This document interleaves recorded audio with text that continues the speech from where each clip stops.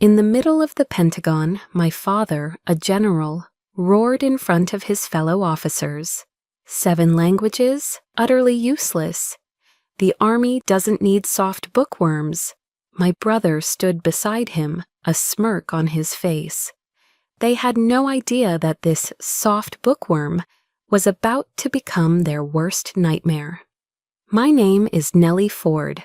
I am 35 years old, a captain in the United States Army Military Police Corps, and on this particular Tuesday, I was a ghost.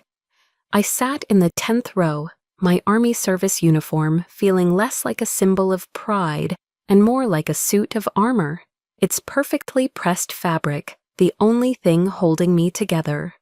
The auditorium inside the Pentagon was cavernous and solemn, steeped in the kind of institutional gravity that makes you feel small. Rows of decorated officers, a sea of dark blue and gold, filled the seats. But for me, the air wasn't reverent. It was thick and heavy, charged with the suffocating pressure that precedes a storm. From my seat, I could see them in the VIP section. My father, retired General Marcus Thorne, a living legend carved from granite and discipline. Beside him, my older brother, Major Mark Thorne, the Golden Sun, a West Point graduate destined to follow in our father's formidable footsteps. They were the stars of the Thorne family constellation, burning bright and hot. I was just a dim satellite, pulled into their orbit by the inescapable gravity of their name. My father hadn't looked at me once. He didn't need to. I could feel his presence like a physical weight on my shoulders, a silent, constant judgment. He was here as a celebrated guest, a testament to the Army's glorious past. Mark was here as its promising future, and I, Captain Ford, was here as a mandatory accessory, the final, slightly disappointing piece, required to complete the portrait of the perfect military family. Just breathe, I told myself, my gloved hands clenched tightly in my lap. Just get through this in silence, be invisible. It was a mantra I had perfected over a lifetime. The ceremony droned on. Medals were presented, speeches were made. I focused on a loose thread on the chair in front of me, anything to anchor myself. Then the master of ceremonies, a full-bird colonel with a polished voice, stepped to the podium. And now, he began, his voice echoing slightly, we wish to honor an officer whose unique contributions, though often silent, have had a resounding impact, for exceptional linguistic skills that have, on multiple occasions, saved American lives in hostile negotiations. I felt it before I saw it, a subtle shift in the atmosphere. Across the auditorium, I saw my father's shoulders stiffen. His back, always ramrod straight, became a plank of solid iron. And then the unthinkable happened. He stood up, not to applaud, not to leave. He stood up with the abrupt, commanding motion of a man who owned every room he entered. He stepped into the aisle, raising a hand not in a wave, but a command to halt. The colonel's voice faltered, then died. A wave of silence rippled through the vast hall. 1,000 conversations and coughs extinguished in an instant. My father's voice, the same battlefield roar that had directed battalions, thundered through the auditorium's state-of-the-art sound system. I have to say this, he boomed, his gaze sweeping over the rows of stunned faces. He wasn't speaking to the MC, he was addressing the entire United States Army. Linguistic skills, 7 languages, utterly useless. A collective gasp was sucked from the air. My blood ran cold. The Army needs warriors, he bellowed, jabbing a finger in the air for emphasis. Men who can pull a trigger, not some soft bookworms.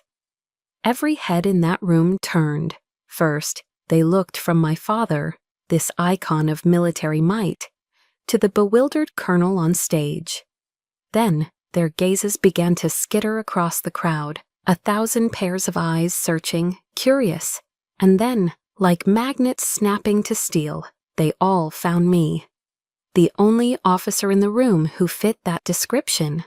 The general's daughter, the bookworm, my brother Mark, standing dutifully beside our father, did not intervene. He didn't look embarrassed. He simply watched the scene unfold, a smug, triumphant smirk pulling at the corner of his mouth.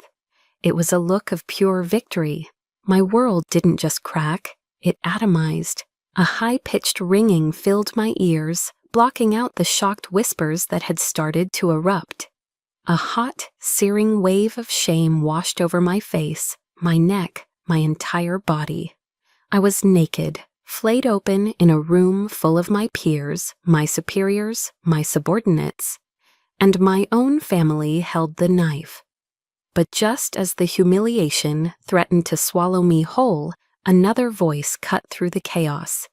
It was sharp, clear, and radiated an authority that didn't need to shout. General Thorne, General Shepard, the 4-star commander of USACIDC, had risen from his seat in the front row and was now striding towards the stage. He was a quiet, formidable man whose reputation was built on intellect, not volume. He fixed my father with a gaze as hard as diamond. Then his eyes found mine across the room. "Get Captain Ford up here," he commanded, his voice leaving no room for argument. "We need whisper." The silence that fell this time was different. It was heavier, deeper, laced with a profound and sudden respect. "Whisper?" I heard someone murmur from the row behind me. My legs felt like lead. My body, on some distant autopilot, began to move. I stood up. I put one foot in front of the other, and then a miracle. As I started my long walk down the aisle, a single officer in the 3rd row stood up, coming to sharp attention. Then another and another. In a silent, rolling wave, the entire room got to its feet. Lieutenants, captains, colonels, even the other generals in the VIP section. They all stood in rigid, silent salute. They weren't standing for my father. They were standing for me.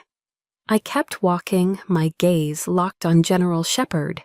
I walked right past my brother, whose smirk was now frozen on his face, a grotesque mask of disbelief. And then I walked past my father. He was still standing in the aisle, his body rigid, his face a ghastly, bloodless white. For the first time in my life, I saw not anger, not disappointment, but pure, unadulterated shock in his eyes. I didn't look away. I let that image burn itself into my memory as I walked toward the stage, toward the man who called me Whisper, leaving the wreckage of my family behind me. The storm had finally broken. That image of my father's face, ashen, defeated, stripped bare of its usual authority, should have been a victory. But as I stood on that stage, the respectful silence of the auditorium ringing in my ears, I felt no triumph. Instead, his shocked expression became a key, unlocking a door to a memory I had long kept bolted shut. The polished floor of the Pentagon dissolved, and suddenly I was 17 again, standing on the cold linoleum of our small house, on base at Fort Riley, Kansas. It was Thanksgiving. Our home, a standard-issue, wooden duplex assigned to Army families, was filled with the rich, comforting aromas of American tradition. The savory scent of a slow-roasting turkey, the sweet spice of my mother's pumpkin pie cooling on the counter. The air should have been warm, filled with laughter. But in the Thorne household, warmth was a rationed commodity. The air was cold, thin, and brittle with unspoken rules. All day, I had been clutching a secret, a thick, cream-colored envelope that felt like a ticket to another universe. It was my acceptance letter from Georgetown University, offering a full scholarship for their linguistics program. It wasn't just an acceptance, it was an escape. It was my dream, printed in elegant navy blue ink. I had hugged it to my chest, my heart thrumming with a nervous, hopeful energy, waiting for the perfect moment to share my triumph, to finally earn a sliver of the approval that was heaped so effortlessly upon my brother. That evening, our dining table was crowded with relatives, aunts and uncles in their Sunday best, all orbiting the gravitational center of our family, my father. He sat at the head of the table, a king presiding over his court, and next to him, the crown prince, my brother Mark, home for the holiday from his first year at West Point. He was the sun, and every conversation was a planet revolving around him. The stories were endless, of his grueling training, the respect he commanded from his peers, the glowing praise from his superior officers. He soaked it all in with a practiced, humble confidence that I knew was anything but. I sat silently, picking at my green bean casserole, feeling my own light dim until I was nothing more than a shadow at my own family's table. I was invisible. Finally, as the dessert plates were being passed, I saw my chance. My hands trembled slightly as I pulled the envelope from the pocket of my dress. My voice was small, barely a whisper. "Dad, I have something." I slid the letter across the polished wood of the table. He picked it up, his eyes glancing at the prestigious Georgetown logo without a flicker of interest. Then he set it down, not in a clear space, but next to the greasy carcass of the turkey, a place reserved for discarded bones and crumpled napkins. He didn't even open it. He looked at me, his gaze flat and unimpressed. Then his eyes shifted to Mark, and a familiar pride softened his features. He raised his voice, ensuring everyone at the table could hear his verdict. "A linguistics scholarship." He said the words as if they were a diagnosis of a disappointing illness. "More books. Nellie, look at your brother." He gestured toward Mark with his fork. "He's learning how to command a company of men. That is the future. That is strength. What are you going to do with a piece of paper like that? Translate for tourists while your brother is defending our country." The chattering around the table ceased. A thick, uncomfortable silence fell.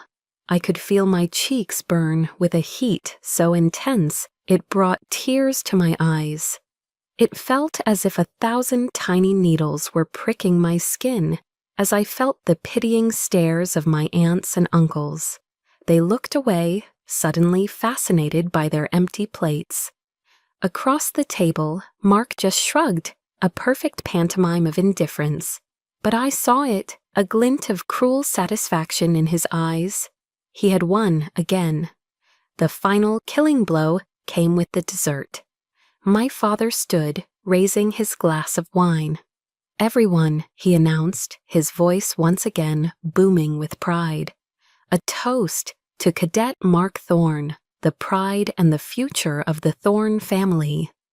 A chorus of "Hear, hear," and "To Mark" echoed through the room. Glasses clinked together in a cheerful, ringing celebration of my brother's glory. No one mentioned my name. No one glanced my way. My achievement, my dream, was left to die on the table. My letter, the most important piece of paper in my young life, lay forgotten. A single bloody smear of cranberry sauce, now staining the corner of the envelope like a wound. That night, I cried in my room, the silent, heaving sobs of someone who has finally understood their place in the world. I clutched the one thing that felt like a shield, a heavy, worn French dictionary my mother had given me before she passed away. She was a scholar, a lover of words and history, a gentle soul in a house built on military steel. She was the one who had planted the love of language in me, who taught me that words had power, that understanding was a bridge.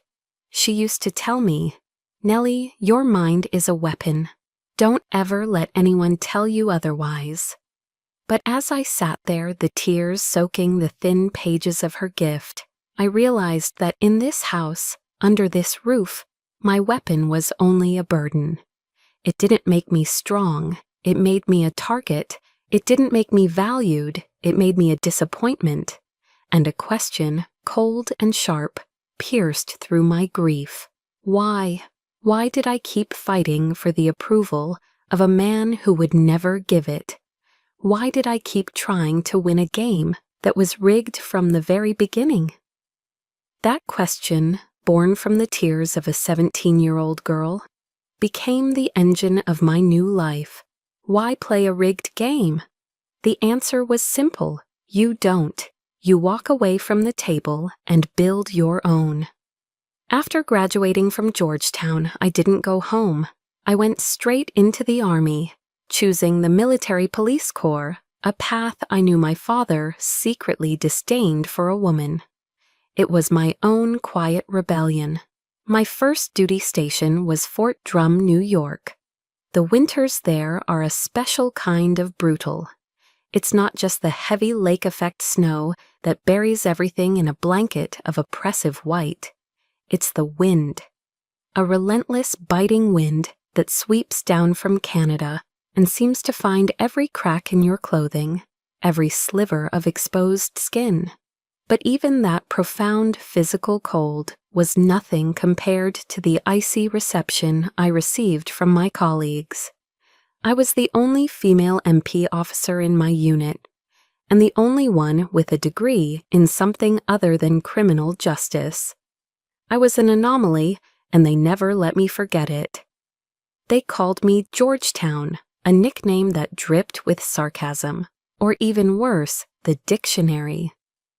In our daily briefings, I would try to offer analysis on how cultural nuances or local dialects might impact a mission, only to be met with dismissive shrugs or outright interruptions. My commanding officer, a captain of the old school who believed muscles solved every problem, once told me point blank, "Ford, I need MPs who can kick down a door, not ones who can analyze Farsi poetry." My assignments reflected their opinion of my skills. I was relegated to the most tedious tasks, primarily translating stacks of mundane documents, a job everyone believed a machine could do better. I was isolated, my expertise treated not as an asset, but as a bizarre and useless hobby. The loneliness was a physical presence, a constant companion in the gray, frozen landscape. But I refused to break. The girl who cried over a stained envelope was gone. In her place was a woman forged in quiet fire. I took their disdain and turned it into fuel. I didn't complain, I worked. I showed up earlier than everyone and stayed later. I spent hours in a small windowless room, listening to interrogation tapes over and over, not just for the words, but for the hesitations, the shifts in tone, the subtle grammatical tells that signaled deception. I used my own money to buy books on criminal psychology and nonverbal communication, building a library they would never read. I created my own system, a unique matrix that blended linguistics, cultural anthropology, and psychology to build profiles of our subjects. It was a weapon no one else had, and I sharpened it in silence. At night, alone in my sterile barracks room, the wind howling outside my window, I found solace in a different kind of voice. I read the works of Maya Angelou, her words a balm for the day's small cuts. Her poem, Still I Rise, became my silent creed. I would recite it to myself in the dark. You may shoot me with your words, you may cut me with your eyes, you may kill me with your hatefulness, but still, like air, I'll rise. I didn't need their validation, I just needed to prove them wrong. My chance came in the form of a dead-end case, An internal arms smuggling ring had been operating on the base for months, and the investigation had stalled completely. They had a prime suspect in custody, a civilian contractor, but he refused to talk. After weeks of getting nowhere, they were forced to turn to me as a last resort. The problem? The suspect spoke only a rare dialect of Pashtun, common in a remote valley of Afghanistan. They led me to the interrogation room, the air thick with stale coffee and failure. Inside, the man sat sullen and defiant. I didn't use threats. I didn't raise my voice. I simply sat down and began to speak to him in his own tongue. I didn't ask about weapons. I asked about his home. I spoke of the poets from his region, of the ancient folk tales his mother might have told him. I saw a flicker of surprise in his eyes, then a deep, profound sadness. I recognized it instantly, the bone-deep ache of homesickness, of being a world away from everything you know. I had built a bridge to him, not with pressure, but with understanding. 2 hours later, he had confessed to everything, mapping out the entire smuggling network. When I walked out of the interrogation room, holding the signed confession, the entire office fell silent. The usual clatter of keyboards and ringing phones ceased. My captain, the man who wanted door kickers, looked up at me from his desk. He said nothing, but for the first time, the dismissive smirk was gone. In its place was a look of grudging respect. It wasn't a medal, it wasn't a public commendation, but it was my first victory. A small, silent win on a long, lonely road. That silent victory at Fort Drum opened a door I never knew existed. My success in the Pashtun case meant my methods, once dismissed as eccentric, were now a subject of official interest. I was summoned to a high-level briefing with Erkiber, the Army's cyber command, to report on my process. The briefing room at Fort Meade was another world entirely. Gone was the rugged, practical grit of Fort Drum, replaced by the sterile, constant hum of servers processing the nation's secrets. The air was cold, smelling of chilled, filtered air and hot electronics. It was filled with sharp-eyed tech specialists, men and women who lived in a world of signals intelligence, of firewalls and encrypted data streams. I, with my focus on the unpredictable, messy nuances of human behavior, felt like a historian in a room full of physicists, an analog expert in a digital fortress. I delivered my presentation, my voice steady as I walked them through my methodology, the cultural mapping, the analysis of paralinguistic cues, the psychological profiling based on word choice. When I finished, the response was a wave of polite, professional nods. They understood the outcome, the what, but the process, the how, remained a foreign abstraction. They saw the data point, but not the person behind it. As the room began to clear out, a quiet shuffling of chairs and murmured conversations filling the space, one person stayed behind. He was a Warrant Officer 3, with a calm, steady presence that stood out in the room's high-strung energy. He waited patiently, not looking at his phone or packing a briefcase, just waiting until we were the only two left. "Captain Ford," he began, his voice calm and deep, a stark contrast to the boisterous tones I was used to. "Elias Vance, but everyone calls me Eli." He didn't offer a handshake, just a small, respectful nod. He wasn't looking at the results on my final slide. He was looking directly at me. "I have a question about your process. You mentioned you identified the suspect's primary deception based on his reversal of sentence structure when discussing logistics. That's not in any field manual. That's art." I was stunned into silence. For years, my work had been judged solely on its product, a confession, a piece of intel. It was a binary world of success or failure. But this man, this stranger, wasn't just seeing what I did.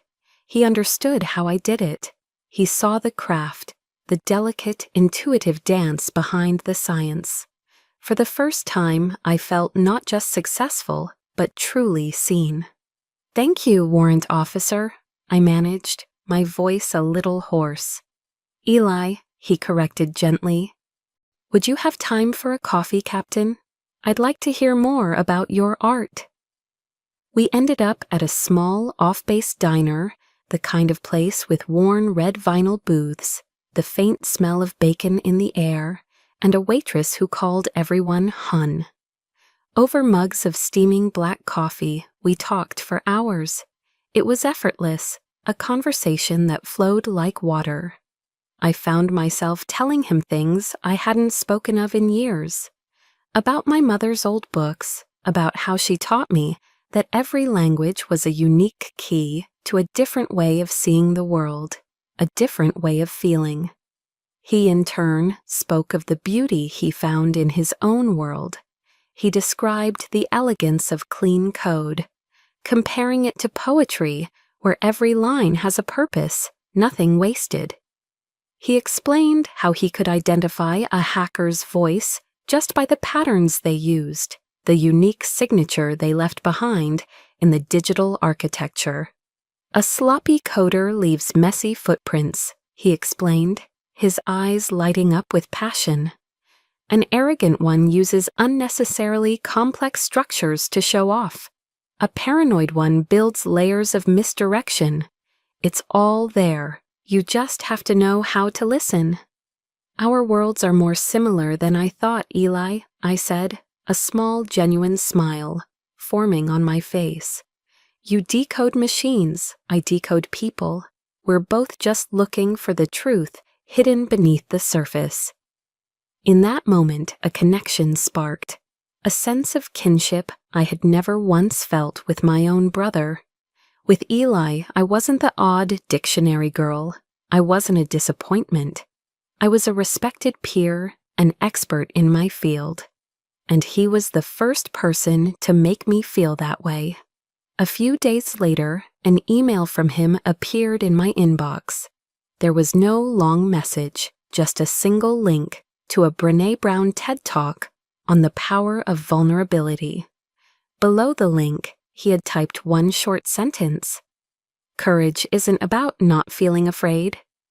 Courage is about feeling afraid and stepping into the arena anyway." He saw it all. He saw the resilient armor I wore every day, but he also saw the fear I hid beneath it. He understood the silent, exhausting battle I fought. That Saturday, I was buried under translations in my office, the fluorescent lights humming into the late hours, casting a sterile glow on the piles of paper. The loneliness in those moments was a palpable thing, a weight in the quiet room. Around 9 p.m., the door opened. It was Eli, holding a large pepperoni pizza box and a cold can of Coke. "Thought you might need this," was all he said. He didn't offer advice or try to fix my problems.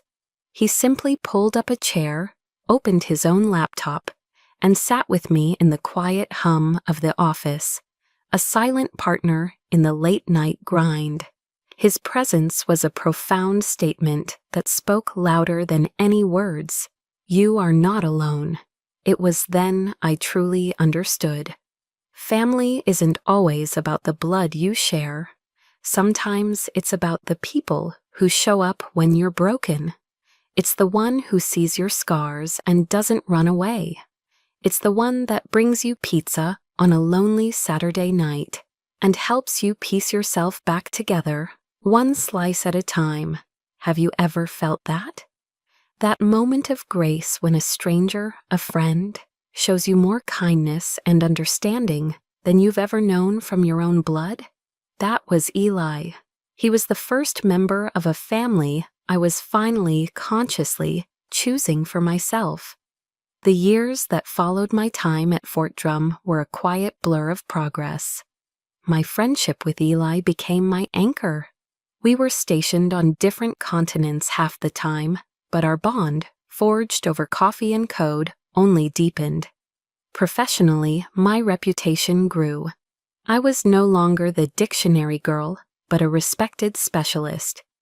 My work eventually took me to Camp Eagle, Bosnia, a sprawling American base set against the green war-scarred hills. I was mediating a series of delicate peace negotiations between rival local factions, a job that required every ounce of my skill and focus. It was demanding, fulfilling work. I had built a life for myself, a world away from the shadow of my family. Then, one evening in early December, just as the first Christmas decorations were starting to appear around the base, my satellite phone rang. The caller ID flashed a number I hadn't seen in years. General Marcus Thorne. My heart hammered against my ribs, a frantic, trapped bird. He had never, not once, called me while I was on deployment.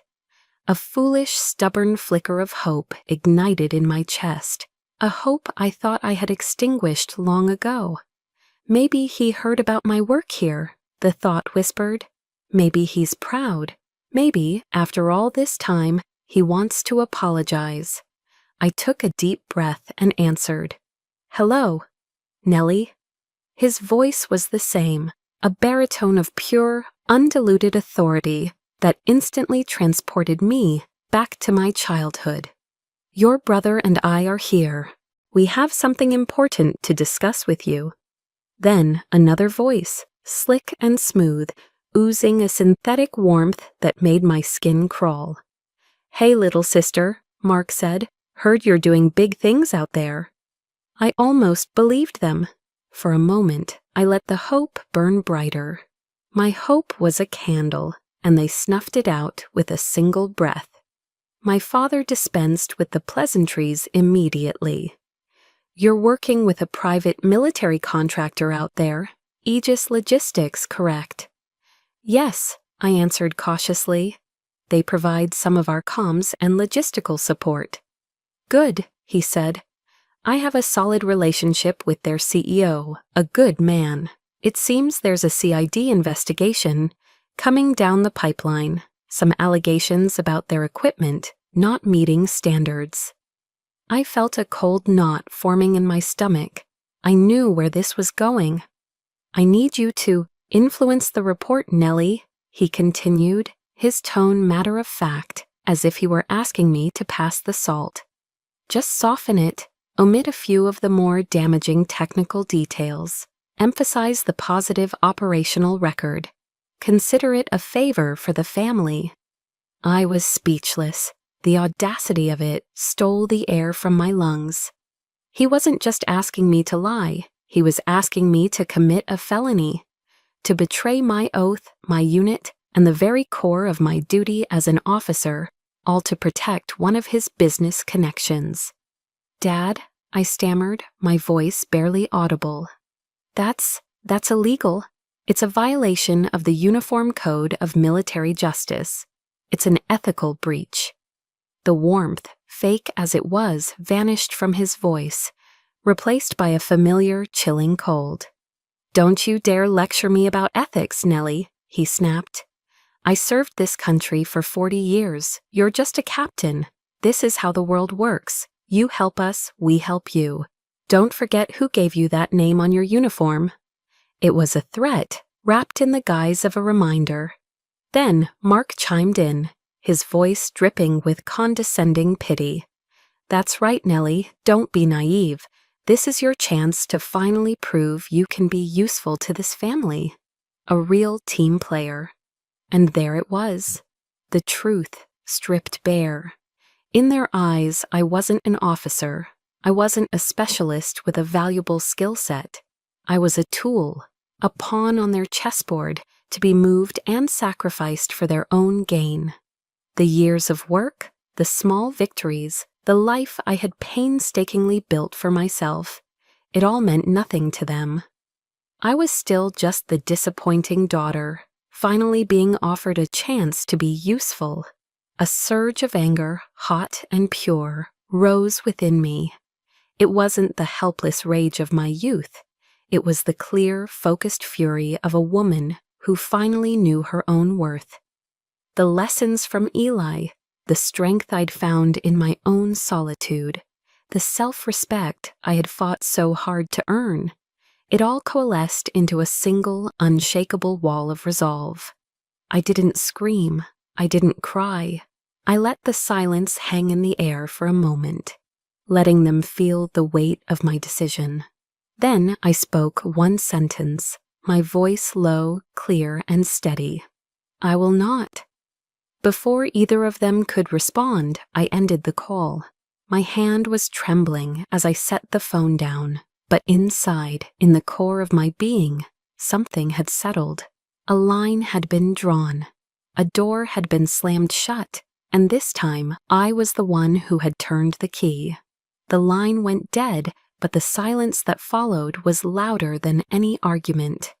I had defied him. For the first time in my life, I had not bent, not broken, not tried to placate him. I had simply said no. The finality of it hung in the cold Bosnian air. I knew there would be consequences. I just didn't know they would come so soon, or be so brutal. 3 days later, I was leading the final reconciliation meeting between the two local faction leaders. We were in a designated safe house on the outskirts of a small village, a drab concrete building chosen for its anonymity. The tension in the room was thick enough to taste. My team and I were on high alert. The comms system, provided by Aegis Logistics, had been glitchy all morning, crackling with static. Suddenly, a voice cut through the static on my earpiece. It wasn't my men. It was a strange voice, speaking Serbian with a chillingly calm demeanor. But the words weren't about the meeting. They were for me. Mala Shaptachicha, the voice whispered, little whisperer.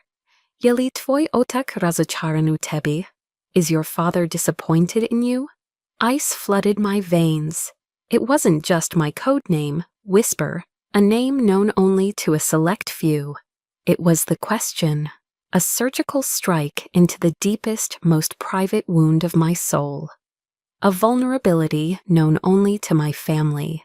It was a psychological blow, a message sent with cruel precision. Before I could even process the violation, the world exploded. The windows shattered inward, a shower of glass and splintered wood. The deafening roar of automatic gunfire erupted from all sides. The air filled with smoke, screams, and the smell of cordite.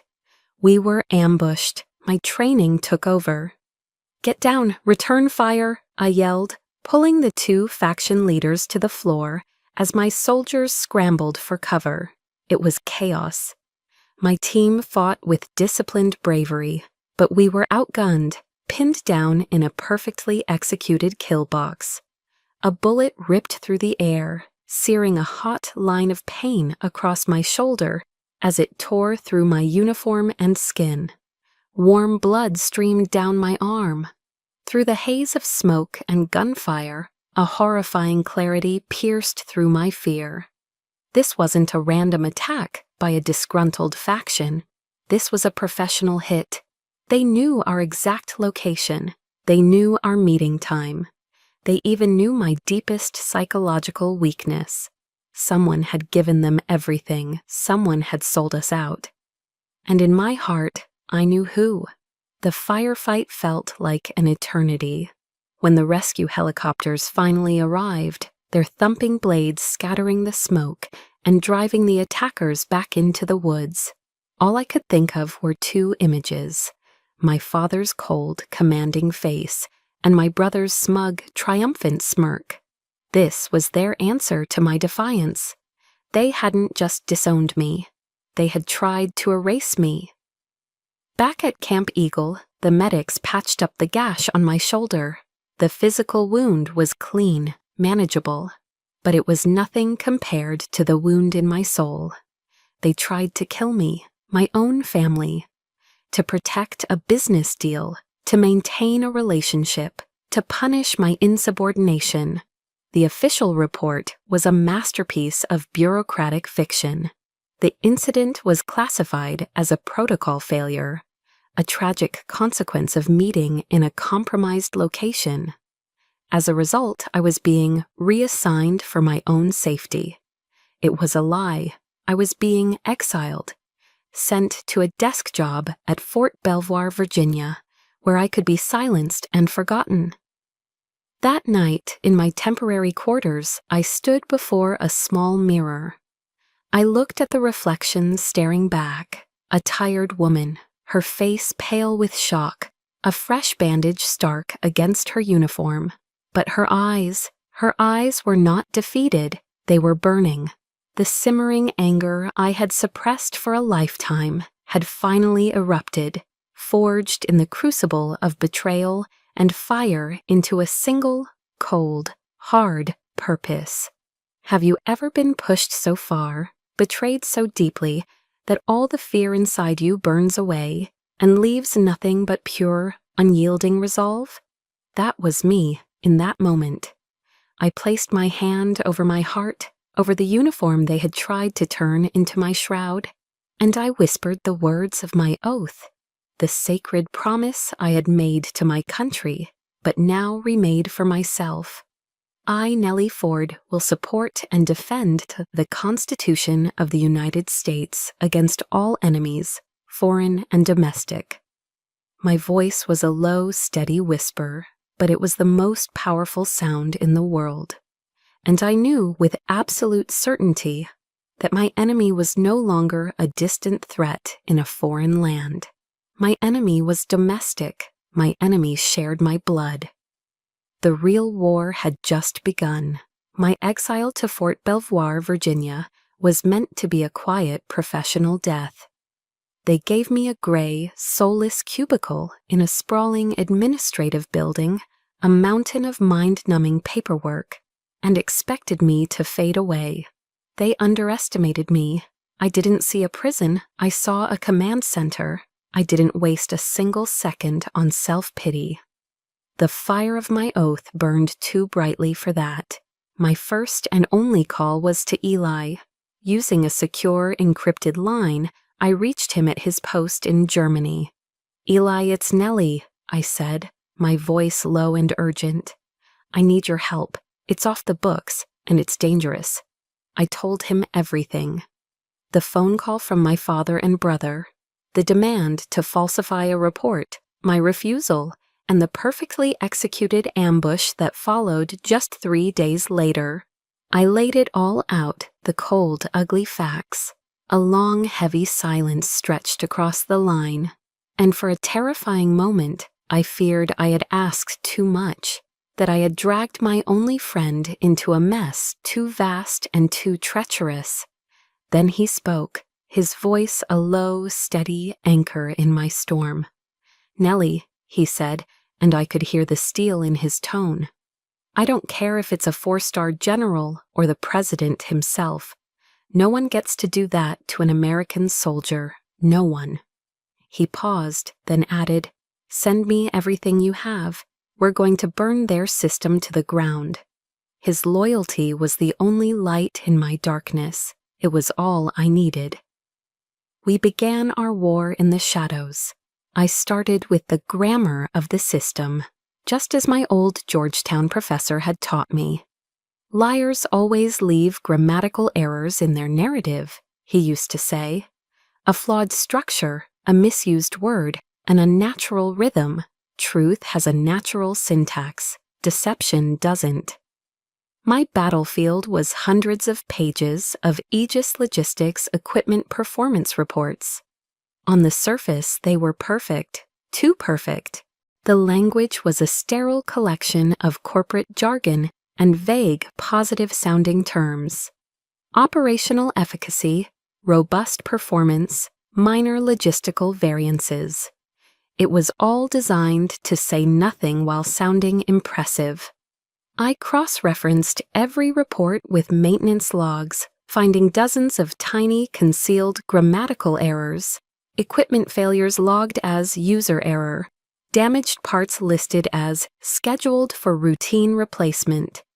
Meanwhile, thousands of miles away, Eli launched his own assault. He began a deep dive into the archived communication servers from the Bosnia mission. As he suspected, the official record was a lie. The log files from the night of the ambush were flagged as corrupted due to a system error. It was a clumsy, obvious attempt at a cover-up, but Eli was a digital ghost, a genius who moved through firewalls and data logs with an artist's grace. He told me later that a cover-up like that is like trying to hide a hole in the snow. You can't. The absence of data is itself data. He didn't look at the corrupted files, he looked at the space around them. He analyzed the server's backup caches and residual data fragments, and there in the digital dust he found it, metadata fragments that pointed to an unauthorized access port, opened and closed just hours before the attack. The port was traced back to a private, encrypted server, a server owned by Aegis Logistics. We worked relentlessly for 2 weeks, fueled by black coffee and a shared cold fury. We barely slept, communicating through encrypted chats at all hours. Then, at 3 o'clock in the morning, my phone buzzed. It was Eli. His voice was a mixture of exhilaration and pure rage. "I got it, Nellie. I got the son of a bitch." He sent me a single, heavily encrypted audio file. My heart pounded as I decrypted it. It was a restored recording from the Aegis server. It was a phone call between the CEO of Aegis and my brother, Major Mark Thorne. The call had taken place just 4 hours before I walked into that safe house. I pressed play, and my brother's voice filled the silence of my small room. "My father has done his part," Mark was saying, his voice smooth and confident. "The pressure is on. Now it's your turn. Just make sure the incident is convincing enough to shut her up permanently." The CEO murmured something about risk. "It's not a risk," Mark cut in coldly. "It's a solution." My breath hitched, my world tilted on its axis. But there was more. Eli had found another file. It was a digital copy of a contract addendum, approving a massive, no-oversight budget increase for Aegis Logistics. The authorization was dated the day after the ambush. The digital signature at the bottom was undeniable: General Marcus Thorne. I leaned back in my chair, the evidence glowing on my screen. The phone call, the signature. It was the truth, cold, sharp, and brutal. It was the confirmation of a betrayal so profound it defied comprehension. My professor was right. They had left their grammatical errors, and I had found every single one. My weapon was loaded. With the evidence in my possession, my weapon was loaded. But a weapon is useless without the right battlefield. Going through the standard channels, filing a report with the Inspector General, would have buried the truth under months, possibly years, of bureaucratic red tape. My father and his powerful friends would have suffocated it in the cradle. I needed a different kind of strategy. I needed a stage. So I made my final move.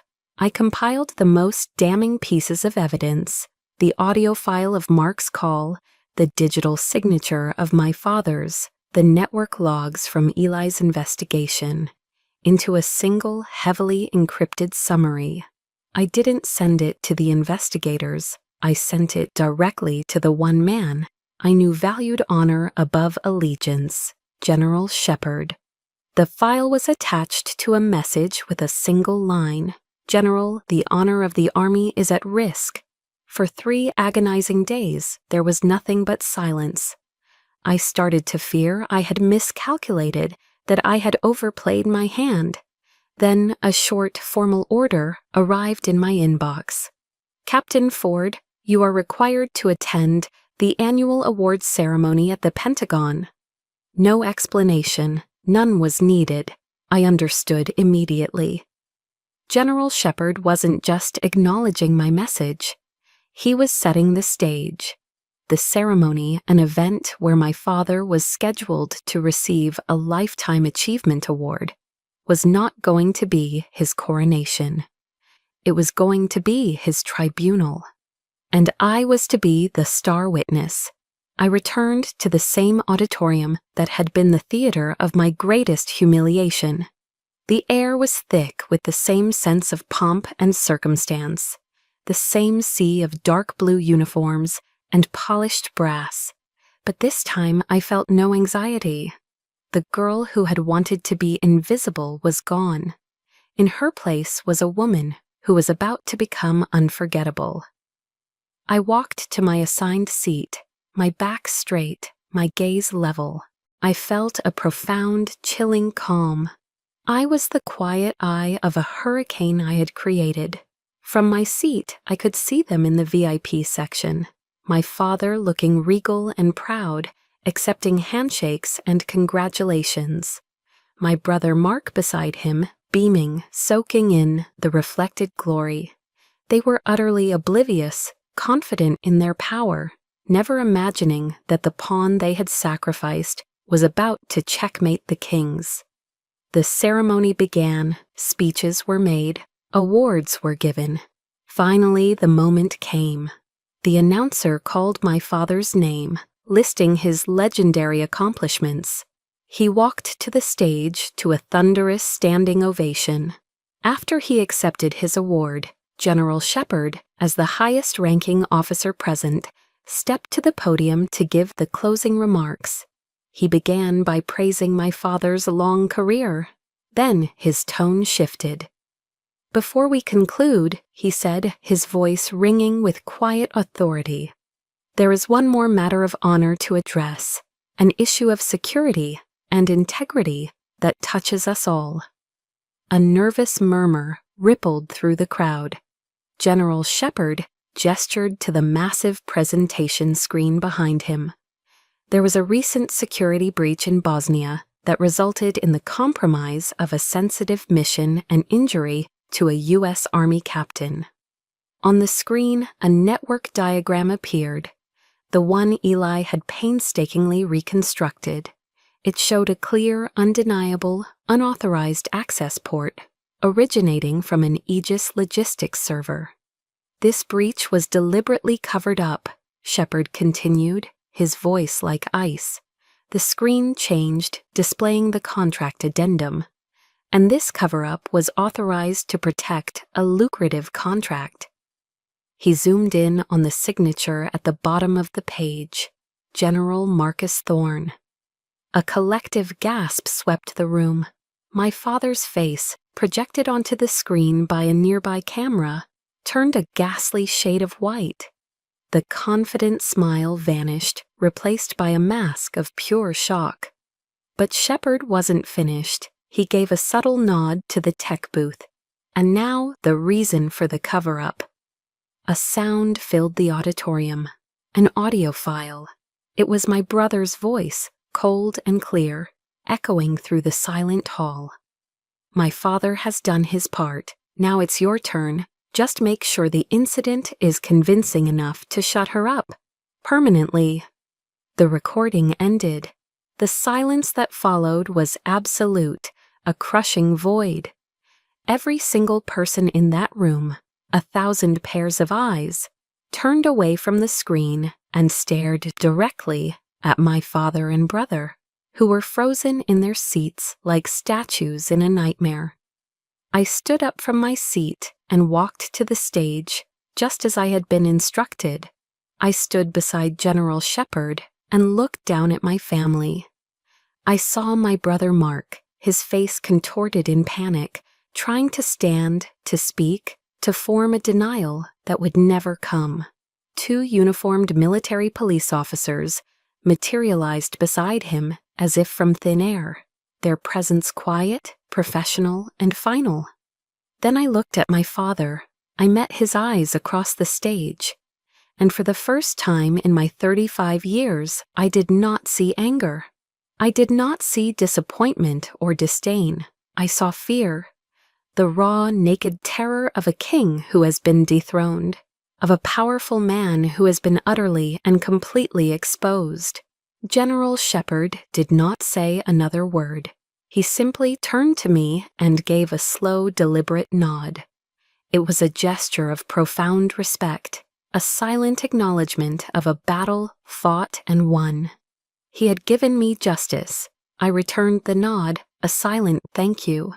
Then I turned and walked away from the podium, my steps steady and sure.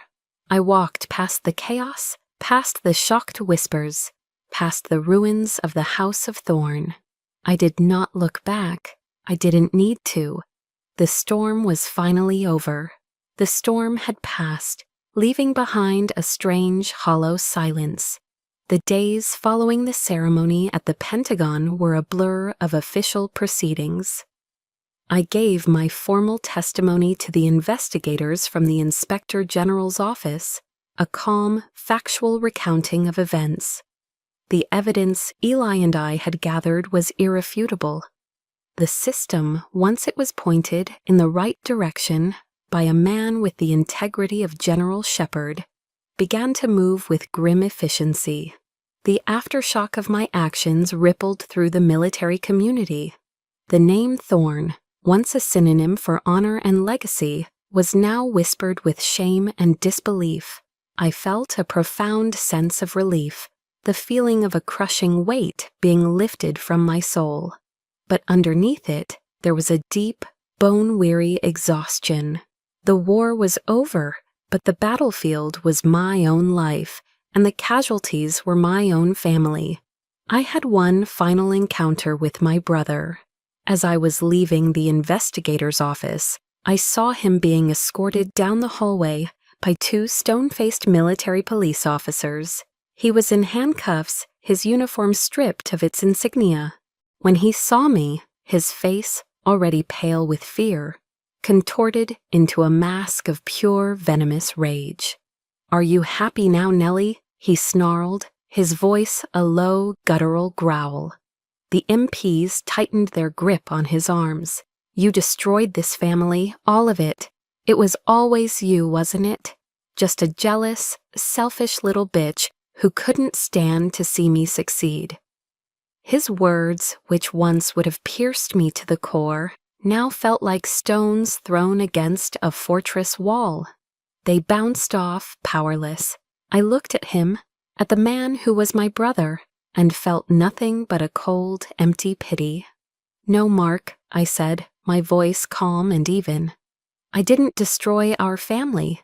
I just told the truth. You and Dad destroyed it all by yourselves." I turned and walked away, not looking back, his furious, impotent shouts fading behind me.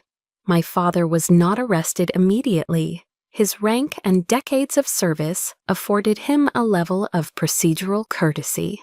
But his career was over. His reputation was shattered.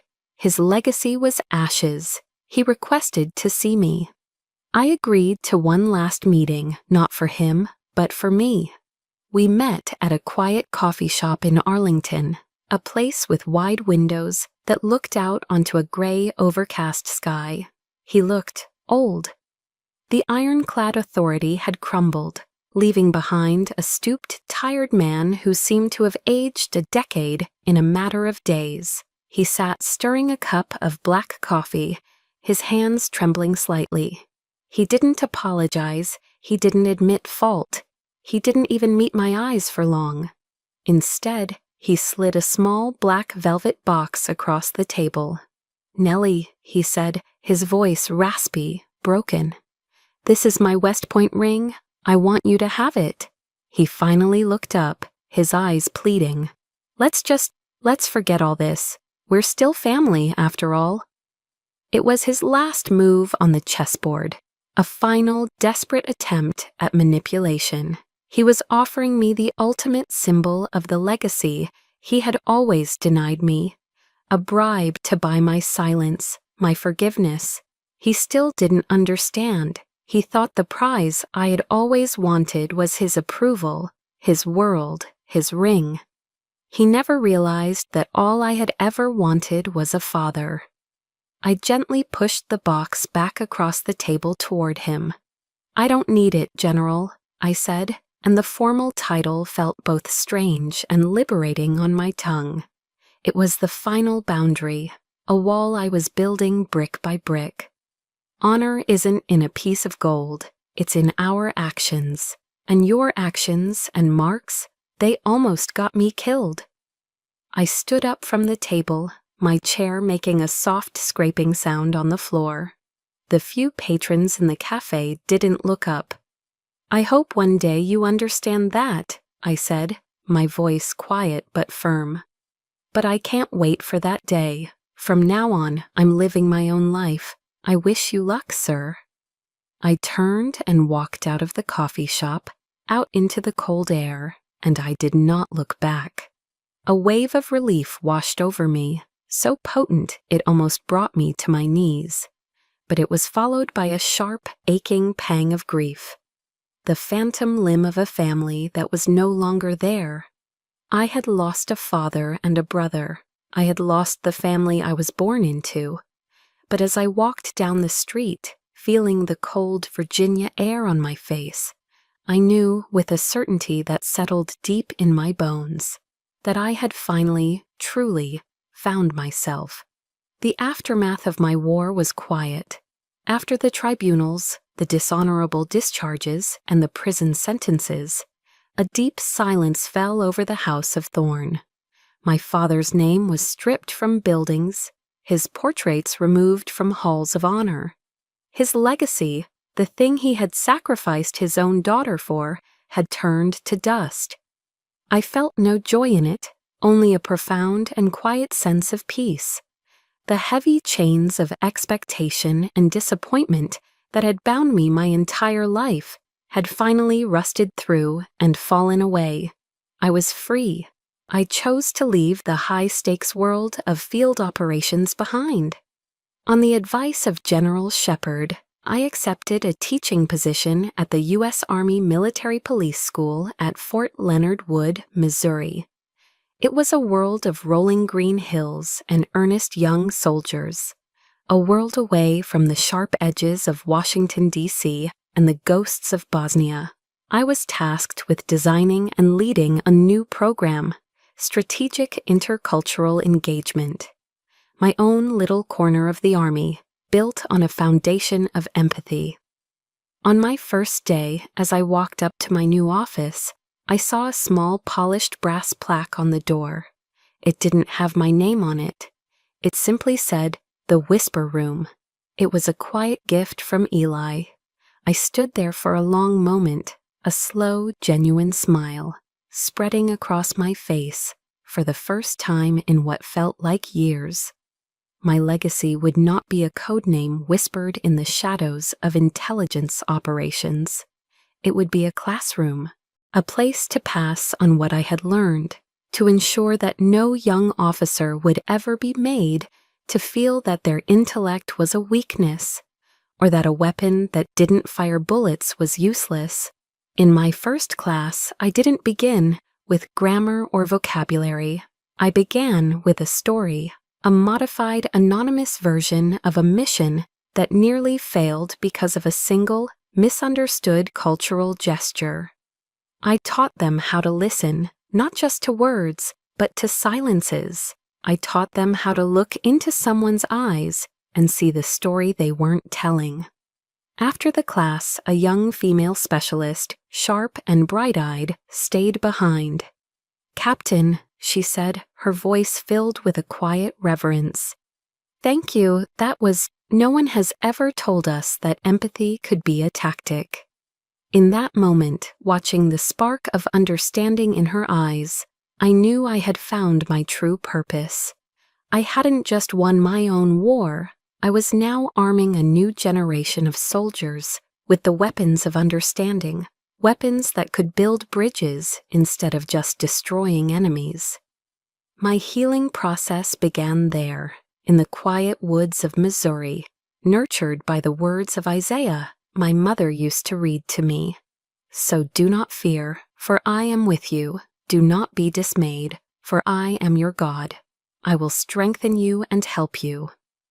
A year later, a small package arrived at my office. There was no return address, but I recognized the elegant, looping handwriting of my aunt. Inside, there was no letter, no explanation, just a single, faded photograph. It was me, at 10 years old, sitting on the floor of our old house at Fort Riley, completely absorbed in the French dictionary my mother had given me, my face a mask of pure concentration and joy. I turned the photo over. My aunt had written a short note on the back. "Your father asked me to send this to you. He didn't say anything else, only that this is how he wants to remember you." It wasn't an apology, it wasn't absolution, but it was an acknowledgement, a quiet admission sent through a third party that the little girl with the books had, in her own way, won, that her path, the one he had scorned and ridiculed, had held a strength he never understood. I took a thumbtack and pinned the photograph to the corkboard in my office, right next to the brass plaque that read, "The Whisper Room." The two legacies, side by side. I looked at the face of that little girl, and for the first time, I didn't feel the sting of her loneliness. I felt only pride. I had been healed, not by forgiving them, but by finally, completely, forgiving myself for ever believing that I wasn't worthy. My story found its peaceful ending, not in revenge, but in rediscovering my own worth. But I know my journey isn't unique. So many of us have fought silent battles, feeling unheard or unseen by those who should have cherished us most. I want to ask you, what was the moment you realized you had to choose yourself? What was the first step you took on your own path? Share your story in the comments below. If stories of strength and resilience like mine resonate with you, please subscribe to our channel. Your voice matters, and you are not alone.